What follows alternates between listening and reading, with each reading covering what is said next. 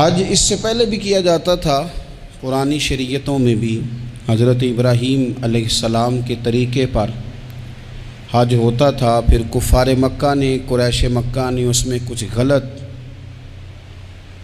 رسومات شامل کر دیں، کپڑے اتار کر معاذ اللہ کعبے کا طواف کرنا، قربانیوں کا گوشت خانہ کعبہ کی دیواروں سے ملنا، اور بھی کئی بیہودہ رسومات اس پاکیزہ اور خوبصورت عمل کا حصہ بنا دی گئیں۔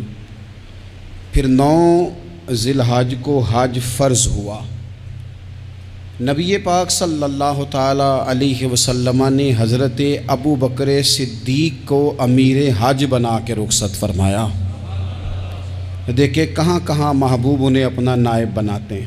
اب 9 کو تو حضور نے حضرت ابو بکر صدیق کو امیر حج بنایا اور پھر اعلان فرمایا، جہاں جہاں مسلمان آبادیاں تھیں وہاں اعلان کر دیا گیا کہ آئندہ سال رسول پاک علیہ السلام خود حج کے لیے تشریف لے جائیں گے۔ اب ایک بڑی تعداد مسلمانوں کی جمع ہونے لگی۔ ذی قعدہ کے آخری ایام میں ہزاروں کی تعداد میں لوگ مدینہ شریف میں جمع ہو گئے۔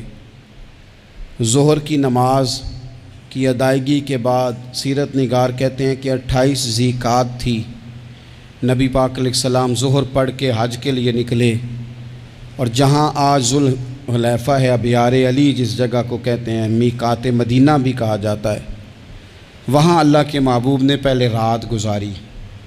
وہیں پہ نبی پاک صلی اللہ تعالیٰ علیہ وسلم نے احرام باندھا، حضور تشریف لے گئے۔ یہ حج قران تھا۔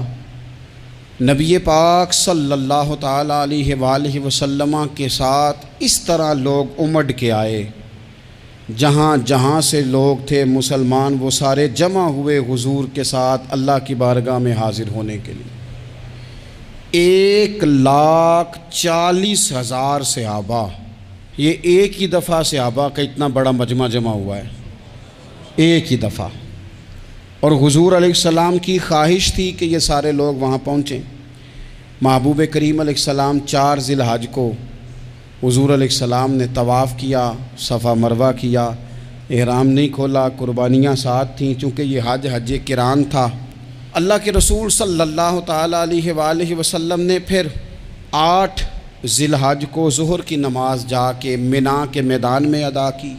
9 ذی الحج کو مسجد نمرہ کے پاس کوہ صبیر پر جب سورج کی کرنیں چمکیں، قربان جائیں کیا نظارہ ہوگا۔ لبیک لبیک کی صدا آ رہی ہے، دے کون رہے ہیں؟ مدینے والے محبوب صلی اللہ علیہ وسلم۔ حضور اس لشکر حسن کو لے کر، اس نور بھرے قافلے کو لے کے، یہ کون ہیں جو حضور کے ساتھ سارے نکلے ہیں؟ یہ کون ہیں سارے؟ یہ وہ فیروز بخت سعادت مند لوگ ہیں کہ ان میں سے جس نے ایک دفعہ بھی ایمان کی حالت میں حضور کو دیکھا اور پھر خاتمہ بالخیر بالایمان کے ساتھ دنیا سے رخصت ہوئے، یہ وہ لوگ ہیں کہ ولی اگر 60 سال بھی سارا دن روزہ رکھے، ساری رات نفل پڑھے، ہر برائی سے بچے، لیکن پھر بھی کسی صحابی کے قدموں کی خاک تک کو نہیں پہنچ سکتا۔ اور صحابی زیارت سے بنتا ہے، ولی عبادت سے بنتے ہیں۔ نبی پاک صلی اللہ تعالیٰ علیہ وسلم کے وہ سارے صحابہ کون ہیں؟ الصحابہ النجوم، یہ حضور کی چاروں جانب یہ چمک رہے ہیں، انہیں خود میرے نبی پاک نے ستارے فرمایا ہے۔ ایک سمت علی، ایک سمت عمر، صدیق ادھر، عثمان ادھر۔ ان جگمگ جگمگ تاروں میں بھلا مہتاب کا عالم کیا ہوگا؟ اور ہر کوئی فدا ہے بن دیکھے تو پھر دیدار کا عالم کیا ہوگا؟ تو نبی پاک صلی اللہ علیہ وسلم نے یہ وہ موقع تھا، 9 ذی الحج میدان عرفات، حضور صلی اللہ علیہ وسلم نے ظہر کی نماز ادا فرمائی، اور پھر کچھ توقف کے بعد حضور کے لیے اونٹنی پر کجاوا سجایا گیا۔ حضور اپنی کسوا نامی اونٹنی پر سوار ہوئے، میرے محبوب نے خطبہ دینے کا ارادہ فرمایا۔ رب کریم نے ارشاد فرمایا، الیوم اکملت لکم دینکم، آج میں نے تمہارے لیے تمہارا دین مکمل کر دیا ہے، مکمل ہو گیا دین، اس کے بعد کوئی اور دین نہیں آئے گا۔ اس آیت نے بتا دیا کہ حضور آخری نبی ہیں، دین مکمل ہو گیا، اب کسی اور پیغمبر کی، رسول کی، دین کی، کتاب کی ضرورت باقی۔ آج میں نے تمہارے لیے تمہارا دین مکمل کر دیا۔ اور کیا خوبصورت لفظ ہیں قرآن پاک میں، فرمایا وَأَتْمَمْتُ عَلَيْكُمْ نِعْمَتِي، اور آج میں نے تم پر اپنی نعمتیں تمام کر دی ہیں، نعمتیں مکمل کر دی۔ وَرَضِيتُ لَكُمُ الْإِسْلَامَ دِينًا، اور اللہ فرماتے ہیں میں نے تمہارے لیے دین اسلام کو پسند کیا ہے، یہ میری رضا ہے، یہ دین اسلام تمہارے لیے پسند کیا ہے۔ کوئی بندہ ساری زندگی مخلوق کی خدمت کرے، ساری زندگی رستوں سے کانٹے اٹھائے، ساری زندگی خیر کا کام کرے، کسی کو تکلیف نہ دے، لیکن اگر مسلمان نہیں نا، اگر کلمہ نہیں نہ پڑھتا، تو اس کی ساری عمر کی خیر بھی کسی کام کی نہیں۔ اس لیے کہ رب فرماتا ہے جڑ دین اسلام ہے، جڑ ہوگی تو پھر شاخیں قبول کی جائیں گی نا۔ تو اگر جڑ ہی سرے سے نہیں ہے تو خیر کرنے کا معنی، کچھ لوگ کفار کی، مشرکین کی تعریف کرتے ہیں کہ جناب بلے بلے اتنے ویلفیئر کام ہو رہے ہیں، تو یاد رکھو سب سے ضروری جڑ ہے۔ قرآن پاک میں رب تعالیٰ نے منافقین، مشرکین اور کفار کے اعمال کی بنیاد اس طرح کی بتائی ہے کہ جس طرح پتھر پر تھوڑی گرد پڑ جائے، ذرا ہوا کا جھونکا ہے یا بارش آئے تو پتھر صاف کا صاف ہو جاتا ہے۔ ان کے اعمال اس طرح کے ہیں۔ اس خیر کا کیا مطلب کہ جس خیر میں ایمان ہی شامل نہیں؟ جب تک بندہ مومن نہ ہو اس کا کوئی عمل بھی اللہ کی بارگاہ میں قابل قبول نہیں ہوتا۔ یہ آیت نازل ہو گئی، فرمایا دین مکمل ہو گیا۔ او میرے بھائیو، خدا را سوچو، کوئی شے مکمل نہیں دنیا میں، کوئی شے بھی۔ کروڑوں کا مکان بنا لو پھر بھی کوئی نہ کوئی نقص نکل ہی آتا ہے۔ کوئی دنیا میں شے مکمل ہے ہی نہیں۔ اگر کوئی شے مکمل ہے تو وہ مدینے والے رسول کا دین مکمل ہے۔ مکمل، جب ہم کہتے ہیں نا مکمل دین، تو لوگ سمجھتے ہیں تو شاید سادی سی بات ہے۔ یہ وہ والی بات ہے جو دنیا میں کہیں نہیں پائی جاتی۔ جب یہ آیت نازل ہوئی تھی نا، تو بخاری میں موجود ہے، ایک بہت بڑا یہودیوں کا عالم حضرت عمر فاروق رضی اللہ تعالیٰ عنہ سے کہنے لگا، یہ جو تم پر آیت نازل ہوئی ہے نا کہ دین مکمل ہو گیا، یہ اگر ہم پر نازل ہوتی نا، تو جس دن یہ آیت نازل ہوئی ہوتی ہم نے ہر سال اسی دن کو عید بنا لینا تھا کہ دین مکمل ہو گیا۔ الیوم اکملت لکم دینکم، دین مکمل ہو گیا، ہم تو عید بنا لیتے۔ تو حضرت عمر کہنے لگے ہم پر بھی بڑا فضل ہے، جس دن آیت نازل ہوئی تھی عرفہ کا دن بھی تھا اور جمعے کا دن بھی تھا۔ ایک نہیں، دو عیدیں تھیں مسلمانوں کی، دو عیدیں تھیں مسلمانوں کی، دو۔ عزیز بھائی، دین مکمل اللہ نے دیا۔ اور حضرت عبداللہ ابن عباس رضی اللہ تعالیٰ عنہ نے تو ایک مقام پہ اس کا ذکر بھی کر دیا۔ جب ان سے کسی یہودی نے کہا نا یہ آیت ہمیں ملتی تو ہم عید مناتے، تو فرمایا تم ایک مناتے نا، ہماری دو تھیں اس دن۔ جمعہ بھی تو مسلمانوں کی عید کا دن ہے نا۔ بہت سارے لوگ ہیں بیچارے جو کہتے ہیں اسلام میں عیدیں صرف دو ہیں، اور وہ بھی صرف پریشانی انہیں عید میلاد النبی والے دن ہوتی ہے، اس کے آگے پیچھے نہیں ہوتی۔ حالانکہ نبی پاک علیہ السلام نے کہا ہر جمعہ بھی عید ہے، خود حضور نے فرمایا، لیکن وہ اڑ جاتے ہیں کہ نہیں عیدیں صرف دو ہی ہیں۔ بھائی آپ یہ کہہ سکتے ہیں کہ اسلام کی معروف عیدیں دو ہیں، اپنے معنی اور مفہوم کے لحاظ سے جس کو یوم عید کہا جائے وہ عیدیں دو ہیں۔ تو نبی پاک صلی اللہ تعالیٰ علیہ وسلم نے میدان عرفات میں خطبہ دیا۔ یہ جو واعظ و نصیحت ہے نا، خطبہ، تقریر، یہ دنیا کر رہی ہے، کرتی رہے گی، کرتی چلی آئے گی، اور اس کو میرے نبی پاک علیہ السلام نے پسند فرمایا۔ خیر کی بات کرنے والے کو حضور نے دعا دی۔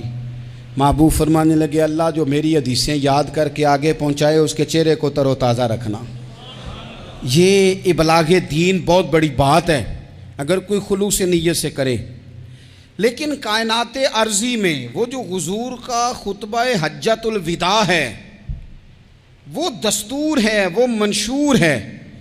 انسانی حقوق پر اس سے بڑا چارٹر نہ پہلے کبھی تھا نہ قیامت تک دوبارہ بن سکتا ہے۔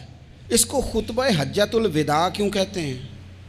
ایک تو مطلب یہ کہ حضور نے یہی آخری حج کیا، اور دوسری بات یہ تھی کہ اس خطبے کے تھوڑے ہی عرصے بعد میرے نبی پاک نے وصال ظاہری فرمایا، اور اس خطبے کو رسول پاک صلی اللہ تعالیٰ علیہ وسلم نے شروع کہاں سے فرمایا؟ یہ خطبہ دیکھیں شروع کہاں سے ہو رہا ہے۔ انسان دنیا میں ملتا بھی ہے، جدا بھی ہوتا ہے۔ یہ جو جدائی کا وقت ہوتا ہے نا، جدائی کا، شاید بڑی سوچ سمجھ کے کہا تھا حضرت میاں صاحب نے، بڑی غور کر کے انہوں نے کہا تھا کہ دریا کنڈے روخ نہ لائیے، جو آوے رڑ جاوے۔ آپ میدان میں درخت لگاتے ہیں تو کبھی پھل گرتا ہے تو زمین پہ گرتا ہے، اٹھا لیتے ہیں۔ اگر دریا کے کنارے ہو تو وہ تو دریا میں گرے گا اور رڑ جائے گا، چلا گیا، بہہ گیا۔ فرمانے لگے دریا کنڈے روخ نہ لائیے، جو آوے رڑ جاوے، تے پردیسی نال نہ یاری لائیے، او دا جدوں دل کرے ٹر جاوے، وہ تو چلا جاتا ہے۔ یہ خطبہ شروع کہاں سے ہو رہا ہے؟ یعنی ابھی آغاز کلام ہے، بات آگے آئے گی، آغاز کلام ہے۔ میں کہہ چکا ہوں ولی شاید عبادت کر کے بنے، تقوی اختیار کر کے بنے، ولی اللہ کی حرام کردہ ہر شے سے اجتناب کر کے بنے، وہ جس میں شبہ ہے اس سے بھی بچے تو پھر ولی بنے۔ لیکن صحابی تو حضور کی زیارت سے بنتا ہے نا، نبی پاک کی زیارت سے بنتا ہے، اور صحابہ تو وہ صحابہ تھے جن کی ہر صبح عید ہوتی تھی، خدا کا قرب حاصل تھا، نبی کی دید ہوتی تھی۔ وہ تو اس طرح کا ماحول تھا کہ نبی پاک نے فرمایا حضرت ابو ہریرہ سے یہیں بیٹھے رہتے ہو، تھوڑا ذرا کبھی کوئی کام بھی کر لیا کرو، وقفے سے ملنے سے محبت بھی بڑھتی ہے۔ تو حضرت ابو ہریرہ اٹھے اور ستون کے پیچھے سے ہو کے واپس آ گئے۔ فرمایا آ گئے ہو؟ عرض کی حضور دل ہی نہیں لگتا تو جائیں کہاں؟ وہ جو حضور سے آ کے کہتے تھے نا یا رسول اللہ صلی اللہ علیہ وسلم، حضرت صوبان بن مالک، حضور نے فرمایا پریشان دکھائی دیتے ہو؟ کہا یا رسول اللہ ایک بات پریشان کرتی ہے۔ کہا وہ کیا؟ عرض کی حضور دل بے چین ہوتا ہے تو زیارت کو آ جاتا ہوں، آج ایک عجیب خیال آیا ہے، عجیب خیال آیا ہے۔ اور اس نے عجیب رنگ طبیعت میں بھر دیا ہے۔ فرمایا تمہیں کیا خیال آیا؟ عرض کی یا رسول اللہ صلی اللہ علیہ وسلم آج خیال آیا ہے کہ صوبان ہے، تو حضور کا غلام ہے، جنت تو حضور کے صدقے ملے گی، لیکن یہ ہے کہ حضور تو ہوں گے نا نبیوں کے ساتھ، تجھے ملے گی پر ملے گی تو غلاموں کے محلے میں نا۔ تو دل میں خیال آیا کہ وہاں زیارت بھی ہوگی کہ نہیں؟ او جنت میرے کس کاری جتھے یار نظر نہ آوے، زیارت بھی ہوگی کہ نہیں؟ حضور کی بارگاہ میں جب حضرت صوبان نے عرض کی تو رب کریم نے فرمایا محبوب جو تیری اور تیرے رب کی اطاعت کرے نا، اولئک انعم اللہ علیہم من النبیین والصدیقین والشہداء والصالحین، فرمایا ان کو اللہ نبیوں کے، صدیقین کے، شہداء اور صالحین کے ساتھ ہی جنت میں اکٹھا فرمائے گا، وہ اکٹھے رہے۔ تو جن کو تو جنت میں بھی حضور کی زیارت کے بغیر چین نہیں تھا، ان کو حضور نے خطبہ حجۃ الوداع شروع کرتے وقت پہلا جملہ پتہ کیا کہا؟ حضور اونٹنی پہ ہیں، احرام باندھا ہوا ہے، 1,40,000 کم و بیش غلام سامنے کھڑے، عرفات کا میدان۔ محبوب فرمانے لگے پہلا جملہ، جو درد والے تھے وہ تڑپ گئے، یہ سارے درد والے تھے لیکن کچھ زیادہ مزاج شناس تھے۔ محبوب نے پہلا جملہ کہا، حضور فرمانے لگے لوگو جس طرح آج اکٹھے ہوئے ہیں شاید اس کے بعد دوبارہ ہم اکٹھے نہ ہوں۔ پہلا اعلان ہی کر دیا کہ یہ تمہارے ساتھ جو آج خطبہ ہے نا، اس میں اشارہ دے دیا کہ دوبارہ نہیں جمع ہوگے، اگلا حج نہیں کرنا، بس ختم ہوئی بات، یہ آخری پہلی بات ہی حضور نے یہ بیان کی۔ اب وہ اتنے دل نرم ہو گئے حضور کی بات سن کے، آنکھوں میں آنسو اس طرح آ گئے، طبیعت کا ملان اتنا بڑھ گیا کہ ہر ایک کا دل کشکول بن گیا، ہر طرف سے آہیں اور سسکیاں ہیں کہ حضور کے وہ جملے یوں صحابہ لے رہے تھے جب آپ سے کوئی کہہ دے کہ بھائی یہ وقت بس آخری ملاقات کا ہے، تو پھر انہوں نے وہ تو حضور کی ہر بات ہی توجہ سے سنتے تھے، پر یہاں جو انداز بن گیا وہ انوکھا بن گیا۔ فرمایا شاید دوبارہ ملاقات نہ ہو۔ پھر میرے کریم محبوب صلی اللہ تعالیٰ علیہ وسلم نے فرمایا جس طرح تمہارے لیے یہ شہر حرمت والا ہے، مکہ حرمت والا ہے نا، ایک نیکی کرو تو مکے میں 1,00,000 کا ثواب، حرم مکہ میں ایک گناہ کرو تو وہ بھی 1,00,000 لکھا جاتا ہے، حرمت والا ہے، بڑی عزت والا ہے۔ فرمایا جس طرح یہ گھر عزت والا ہے کعبہ، جس طرح یہ شہر عزت والا ہے، فرمایا جس طرح آج کا دن حرمت والا ہے، مسلمانوں میں تمہیں بتا کے جا رہا ہوں، تمہیں سمجھا رہا ہوں، اسی طرح میں نے تم سب پر ایک دوسرے کے مال اور عزت کو حرمت والا کر دیا ہے۔ اور صحابہ کو نا حضور نے پہلے یہ سبق پورا حضور نے پوچھا، یہ بھی ذرا کمال ہے، یہ بخاری مسلم کی حدیث ہے۔ حضور نے صحابہ سے پوچھا 9 ذی الحجہ ہے، جمعے کا دن ہے، ذی الحجہ کا مہینہ ہے، سب کو پتہ ہے، لیکن نا آپ جمعہ پڑھنے ہیں تو میں آپ سے کہوں کہ آج کون سا دن ہے تو آپ کہیں کہ جناب جمعہ ہے، عجیب آدمی ہے، جمعہ پڑھا رہے ہو۔ لیکن جو صحابہ کا انداز ہے وہ اور ہے۔ حضور نے پوچھا آج یہ کون سا مہینہ ہے؟ یہ ادب ہے، یہ مقام ہے، یہ وہ مقام ہے جہاں بہت سارے صرف عقل والے بندے جو ہوتے ہیں نا وہ بیچارے گرتے پھڑتے ہیں، کہتے ہیں جی بات آتی ہو تو بتانی چاہیے، یہ کیا بات ہوئی جی، بندہ بولے ہی نا، یہ کیا لیکن کچھ لوگ ایسے ہیں جن کا دھارہ ادب کچھ اور ہوتا ہے، انہیں ڈھیروں باتیں بھی آتی ہوں تو ہر جگہ بات کرنے کی نہیں ہوتی، سب جگہ کہانیاں سنانے کی نہیں ہوتی۔ حضور نے فرمایا کون سا مہینہ ہے؟ قربان جائیں بھیا کو زبان ہو کے کہنے لگے واللہ و رسولہ عالم، اللہ جانے اللہ کا رسول جانے، سانو تے قید سجن دا گہنا ہے، او جنج رکھے ایسا اونج رہنا ہے، ہمیں کیا پتا؟ پوچھا کسی نے، لکھا ہے صوفیاء نے، کسی نے پوچھا تمہیں پتہ نہیں، کہنے لگے چپ کر، ہمیں کیا پتا کون سا مہینہ ہے؟ تو حضور نے فرمایا آج تاریخ کون سی ہے؟ بھائی صاحب کو پتا تھا نا 9 ذی الحجہ کو یہ حج ہوتا ہے، کون سی تاریخ ہے؟ کہا واللہ و رسولہ عالم، اللہ جانے اللہ کا رسول جانے، قربان جائیں۔ حضور نے پوچھا دن کون سا ہے؟ سب کو پتہ ہے جمعہ ہے، کہنے لگے واللہ و رسولہ عالم، اللہ جانے اور اللہ کا۔ وہ صحابہ بتا کیوں نہیں رہے؟ تو اہل محبت کہتے ہیں صحابہ کا جواب یہ تھا ہمیں کوئی مہینوں سے غرض ہے، ہمیں کوئی دن سے غرض ہے، ہمیں کوئی تاریخ سے غرض ہے؟ حاجیو آؤ شہنشاہ کا روضہ دیکھو، کعبہ تو دیکھ چکے، کعبے کا بھی کعبہ دیکھو، ہمیں تو محبوب سے غرض ہے۔ مہینہ تھا ذی الحجہ کا، اگر حضور کہہ دیتے ذی الحجہ نہیں ذی قعدہ ہے تو ہم نے ذی قعدہ ہی بنا لینا تھا۔ تاریخ تھی 9، اگر حضور فرما دیتے 11 ہے تو ہم نے 11 ہی بنا لینی تھی۔ دن تھا جمعے کا، اگر حضور کہتے پیر ہے تو ہمیں کیا لگے؟ ہمیں تو محبوب کی رضا چاہیے۔ آپ دیکھیں نا ایک صحابی کے ہاتھ ذرا لمبے تھے تو حضور نے فرمایا یا ذوالیدین، او لمبے ہاتھوں والے۔ ان سے کوئی پوچھتا نام کیا ہے تو کہتے میرا نام ہے 2 ہاتھوں والا۔ او بھائی میرے بھی 2 ہیں، تم کیوں 2 ہاتھوں والا؟ کہنے لگے یہ نہیں مجھے پتا، مجھے نبی پاک نے کہا 2 ہاتھوں والا، تو ٹھیک ہو گئی جو حضور نے نام رکھ دیا۔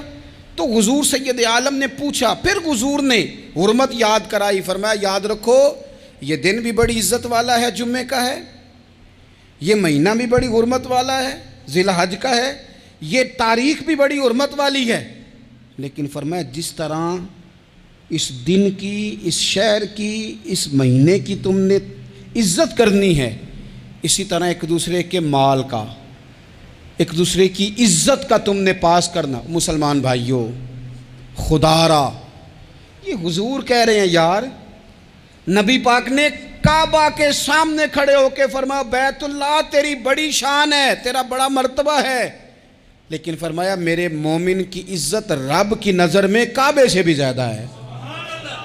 ہم کیسے بیٹھ کے یار، ہم کیسے جرأت کرتے ہیں کسی کی پگڑی کھولنے کی کونے میں بیٹھ کے؟ ہم اپنے گھر بیٹھ کے کسی پر تبصرہ کر گئے، کسی بندہ مومن کی عزت اچھال گئے، بالکل پتہ نہیں تھا بات کا اور ہم نے کہانی بنا دی پوری کی پوری، داستان سرائی کر گئے۔ صبح سے شام تک ہماری گپ شپ کا عنوان کیا ہے؟ کسی نہ کسی کا شکوہ، کسی نہ کسی کی شکایت، یہ ہماری گپ شپ ہے۔ خدا را، حضور نے تو خطبہ حجۃ الوداع میں پہلا سبق یہ دیا تھا کہ میرے جانے کے بعد ایک دوسرے کی عزت کرنا، اور اسی خطبے میں ایک جگہ پہ فرمایا یہ نہ ہو کہ میرے جانے کے بعد تم ایک دوسرے کی گردنیں مارنے لگ جاؤ، ایک دوسرے کی عزتوں کا خیال کرنا، پاس کرنا۔ مسلمانوں، میرے عزیز بھائیوں، بزرگوں، عزتوں کا دفاع شروع کریں۔ تھوڑی دیر کے لیے اپنی زبان لوگوں کے اوپر تبصرہ کرنے سے کنٹرول میں لائیں۔ کچھ چیزیں ایسی، میں مختلف شہروں میں جاتا ہوں، جس شہر میں گئے وہاں لوگوں نے یہ کہا جناب یہاں جو مولانا ہے نا، بعض لوگ یہ باتیں بڑی چسکے لے کے سنتے ہیں، یہاں جو مولانا ہے نا وہ کچھ نہیں کرتے، آپ بڑے اچھے ہیں، یہاں جو پیر صاحب ہیں وہ بڑے گڑبڑ ہیں، آپ بڑے اچھے ہیں، تو میں ان سے کہتا ہوں کہ میں اس لیے اچھا ہوں کہ میں تھوڑی دیر کے لیے آیا ہوں، میں نے چلے جانا ہے۔ اور دوسری بات یہ کہ مجھے آپ جتنا مرضی اچھا کہہ لیں، میں نے رخصت ہو جانا ہے 2-3 گھنٹوں کے بعد۔ یہاں جس آدمی کا آپ شکوہ کر رہے ہیں نا، آپ اس کو جنازے کے لیے خبر کریں نہ کریں، اسے پتہ چل گیا نا محلے میں جنازہ ہو گیا ہے، تو اسے کوئی کام بھی ہوا تو اس نے کہنا یار نہیں، محلے میں فوتگی ہوگی، میں نے جنازہ پڑھانا ہے، اس نے جانا نہیں۔ تو کمزوریاں تو سب جگہ ہوتی ہیں، لیکن ان کمزوریوں کی وجہ سے آپس میں بغض پیدا کر لیا جائے گا۔ اور پھر کمال بات ہے نا کہ اپنی ساری کمزوریوں سمیت اپنے آپ سے پیار ہے، اپنے آپ سے محبت ہے، اور دوسرے کی ایک کا پتہ چل جائے تو ہمیں گھن آنے لگ جاتی۔ تو حضور نے خطبہ حجت الوداع کے موقع پر یہ بات ارشاد فرمائی۔ دوسرا حضور نے فرمایا لوگوں یاد رکھنا، یہ خطبہ حجت الوداع میں نبی پاک نے فرمایا، یہ حضور خطبہ دے رہے ہیں، اور اس وقت دے رہے ہیں جب حضور صحابہ کو بتا چکے ہیں کہ یہ آخری ملاقات ہے۔ جو دور دراز سے آئے ہیں ان کو بتایا ہے کہ یہ میری تمہاری جو مجلس ہے، جو محفل ہے، جو تم سے بات ہو رہی ہے، یہ آخری ہے۔ محبوب فرمانے لگے لوگوں یاد رکھنا قیامت قائم ہوگی۔ ان جملوں کا حسن ملاحظہ کر لیں۔ فرمایا قیامت قائم ہوگی، تم اپنے رب سے ملاقات کرو گے، اور فرمایا تمہارا رب تم سے تمہارے اعمال کے بارے میں پوچھے گا۔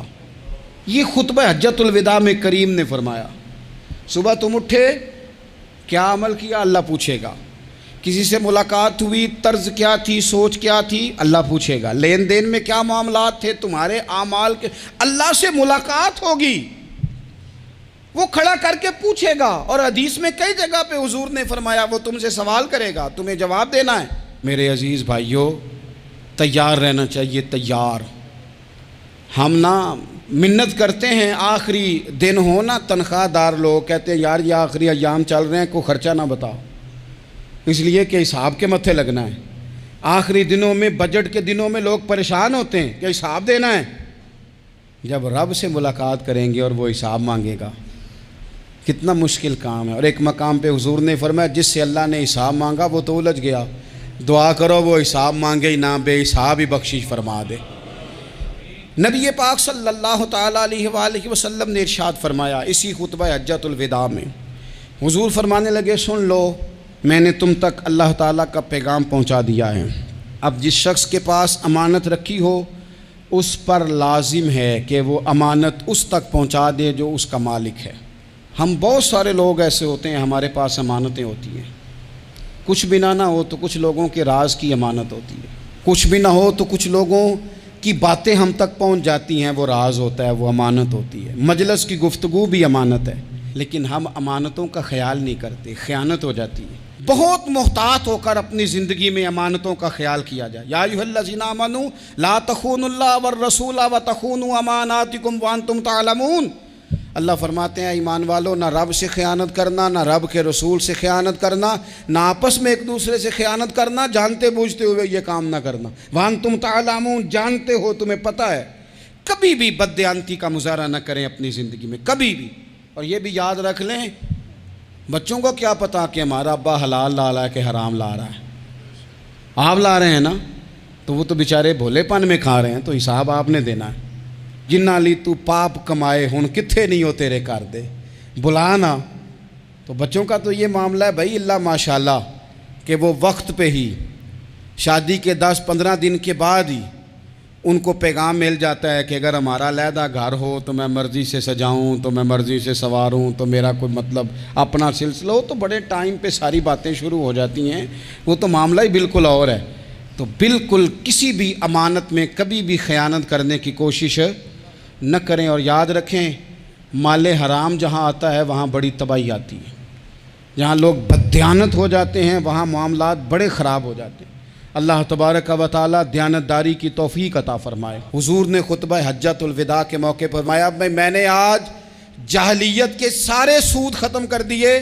نبی پاک میدان عرفات میں کھڑے ہو کے فرمانے لگے جس بندے نے بھی کسی سے پیسے لیے ہیں وہ اصل رقم دے گا، زائد نہیں دے گا۔ حضور کے بڑے قریبی تھے ایک، فرمایا انہوں نے بھی کچھ لوگوں سے پیسے لیے ہوئے، چونکہ وہ سب لوگ کرتے تھے، حرام ہی نہیں تھا، فرمایا میں ان کو بھی حکم دیتا ہوں کہ یہ اصل رقم وصول کریں گے، کسی سے ایک پائی بھی زیادہ وصول نہ کریں گے۔ نبی پاک صلی اللہ تعالیٰ علیہ وسلم نے خطبہ حجۃ الوداع میں ایک باریک بات حضور نے بھی، یہ آپ نے ضرور سمجھنی ہے، بالخصوص جو لوگ تھوڑا دین پر عمل کر رہے ہیں، جن کا لبادہ مذہبی ہو گیا، جنہیں لوگ حضرت صاحب، قاری صاحب، علامہ صاحب، مفتی صاحب، حاجی صاحب، بزرگوں کہہ کے بلاتے ہیں، وہ اس پر توجہ کریں۔ میرے نبی پاک صلی اللہ علیہ وسلم نے خطبہ حجۃ الوداع کے موقع پہ ارشاد فرمایا، لوگو شیطان اب مایوس ہو گیا ہے، وہ تم سے بتوں کی پوجا نہیں کرا سکے گا، ہاں وہ تمہیں چھوٹے چھوٹے گناہوں میں مبتلا کرے گا، وہ تم سے چھوٹے چھوٹے عیب کرائے گا، تم سمجھو گے یہ تو غلطی کوئی نہیں، فرمایا اس سے بچ کے رہنا۔ اب وہ مایوس ہو گیا، بتوں کی پوجا نہیں کرا سکتا، تمہیں اپنی پوجا نہیں کرا سکتا، لیکن چھوٹی چھوٹی غلطیاں، ایک مقام پہ فرمایا نا، چھوٹا گناہ ہونا تو مومن اسے پہاڑ سمجھتا ہے، اتنا بڑا ہو گیا، اور منافق کہتا ہے یہ تو کچھ بھی نہیں۔ تو اپنی زندگی کے اندر چھوٹی چھوٹی کوتاہیاں، حضرت سعدی فرمایا کرتے تھے سیلاب اچانک نہیں آتے، پہلے چھوٹا سا سوراخ ہوتا ہے دریا کے کنارے میں، اسے بند نہ کیا جائے پھر بڑا ہو جاتا ہے، پھر وہ ٹائم آتا ہے کہ بند ٹوٹ جاتا ہے، بستیاں ڈوب جاتی ہیں۔ پہلے چھوٹا گناہ انسان کرتا ہے، چھوٹا، پھر اس سے آگے بڑھتا جاتا ہے اور بڑی بڑی غلطیاں ہوتی ہیں۔ اللہ تبارک و تعالی ہمیں رائی کے دانے کے برابر بھی غلطی کرنے سے محفوظ فرمائے۔ نبی پاک صلی اللہ تعالیٰ علیہ وسلم نے اسی موقع پر ارشاد فرمایا، لوگو اللہ سے ڈرتے رہنا، اور میں تمہیں عورتوں کے ساتھ بھلائی کی وصیت کرتا ہوں۔ فرمایا رب نے تمہیں اختیار دیا ہے، عورتیں تمہارے سپرد کی ہیں، ان سے اچھا سلوک کرنا۔ فرمایا اگر کبھی کوئی ان پر تمہیں سختی کرنی بھی پڑے تو اتنی کرنا جتنی ان کی غلطی ہو، ان سے درگزر کرنا، ان سے پیار کرنا۔ اسلام نے خاتون کو باقاعدہ حقوق دیے، باقاعدہ۔ صحیح بخاری میں حدیث ہے، یہ جو نوجوان ہیں، مطالعہ کرنے والے، پڑھنے سننے سمجھنے والے، یاد رکھا کریں ان چیزوں کو۔ حضرت بریرہ رضی اللہ تعالیٰ عنہ حضرت عائشہ صدیقہ کی کنیزہ ہیں، حضرت مغیث رضی اللہ تعالیٰ عنہ ایک صحابی ہیں، ان کی وہ اہلیہ ہیں، وہ اپنے خامد سے علیحدگی چاہتی تھی، ان کے خامد بڑی محبت کرتے تھے، علیحدہ ہونا نہیں چاہتے تھے، خاتون رہنا نہیں چاہتی تھی۔ انہوں نے بڑی سفارشیں کرائیں کہ میرا خامد، میری بیوی مجھ سے صلح کر لے، حالانکہ وہ خاتون کنیز ہیں، خادمہ ہیں، کوئی بڑے قبیلے سے بظاہر تعلق نہیں۔ بالآخر انہوں نے گزارش کی، سیدہ عائشہ صدیقہ رضی اللہ تعالیٰ عنہ سے کہا، کچھ اور ذرائع اختیار کیے۔ حضرت مغیث نے رضی اللہ تعالیٰ عنہ، ان کے شوہر نے، کہ نبی پاک علیہ السلام کی خدمت میں عرض کریں، حضور میری سفارش کریں کہ یہ مجھ سے صلح کر لیں۔ تو نبی پاک علیہ السلام نے حضرت بریرہ رضی اللہ تعالیٰ عنہ جو کنیزہ ہیں، خادمہ ہیں، ان کو بلا کے کہا تمہارا خامد صلح کرنا چاہتا ہے۔ یہاں برادری کا بڑا کے کہتا ہے، پتر وہ میری بھی نہیں تو گال رکھنی، وہ میرے ککھاں دا بھی نہیں تو، وہ کیا کہہ رہے ہیں آپ؟ اللہ نے اسے حق دیا ہے، اور جسے حق اللہ دے اس کا رسول دے، اس سے کون ہوتا ہے کوئی حق چھیننے والا؟ نبی پاک صلی اللہ علیہ وسلم نے حضرت بریرہ سے کہا تمہارا خامد صلح کرنا چاہتا ہے اور وہ روتا ہے تمہارے لیے، اور اس نے بڑی سفارشیں کی ہیں، تم اس سے صلح کر لو۔ حضرت بریرہ رضی اللہ تعالیٰ عنہ عرض کرنے لگی، یا رسول اللہ صلی اللہ علیہ وسلم آپ جو حکم کریں میں حاضر ہوں، ایک بات پوچھ سکتی ہوں؟ ایک گزارش کر لوں؟ ایک صرف حضور میرا بولیا چولیا معاف کری، ایک بات کر لوں؟ تو کہا کرو۔ عرض کی یا رسول اللہ یہ آپ کا حکم ہے یا مشورہ ہے؟ یہ محبوب کی بات ہے، محبوب کی۔ کوئی بزرگ کیوں جبر کرتا ہے کسی پہ؟ کوئی حضرت شیخ کیوں کہتے ہیں زبردستی عورت کو کہ تو جا؟ نبی پاک صلی اللہ علیہ وسلم نے فرمایا صلح کر لے۔ یا رسول اللہ ایک بات عرض کروں؟ کرو۔ حضور حکم ہے کہ مشورہ ہے؟